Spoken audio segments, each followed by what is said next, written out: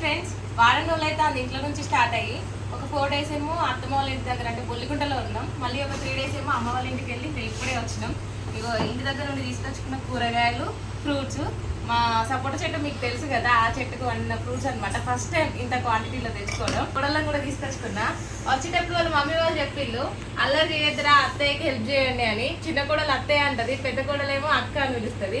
కానీ పనులను ఎత్తుక్కొని మరీ స్టార్ట్ చేసి చేస్తారు. ఈ రోజు వరకే ఉంటది. రేపటి నుంచి అయితే యథావిధిగా మస్తు అల్లరి చేస్తారు. 4 పిల్లలు అంతే, వాళ్ళతో పాటు నా 2 పిల్లలు అంతే, ఇంకా ఆహన్ వాళ్ళ చెల్లెలు కూడా అంతే. అందరూ మస్తు అల్లరి చేసే పిల్లలే.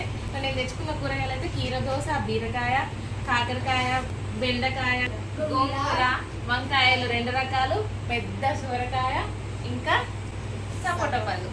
సో ఇవన్నమాట నేను ఈసారి తెచ్చుకున్నది. ఇంకా ఉండాలనిపించింది కానీ ఇంకా కొన్ని పనులు ఉండడం వల్ల చేసిన తొందరగానే. మళ్ళీ హాలిడేస్ అయిపోయేలోపు మళ్ళీ ఒకసారి పోయేస్తా. Okay, bye friends.